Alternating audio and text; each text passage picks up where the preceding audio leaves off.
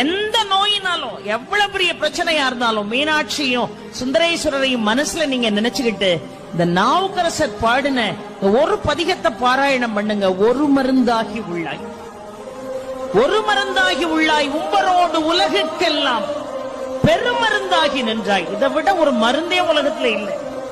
ஒரு மருந்தாகி உள்ளாய், உம்பரோடு உலகுக்கெல்லாம் பெருமருந்தாகி நின்றாய், பேரமுதின் சுவையாய் கருமருந்தாகி உள்ளாய்.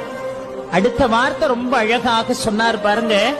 ஆளும் வல்வினைகள் தீர்க்கும் அருமருந்தா, ஆளும் வல்வினைகள் தீர்க்கும் அருமருந்தா, ஆலவாயில் அப்பனே அருள் செய்யாயே என்று அழகாக பாடுகிறார் என்று சொன்னால், ஆளும் வல்வினைகள் நம்மை துரத்தி கொண்டே இருக்கிறது. அந்த வல்வினைகளால நாம எவ்வளவோ, அந்த கர்ம பலன்களால எவ்வளவோ பிரச்சனைகள்ல நாமெல்லாம் சிக்கி தவிக்கிறோமே.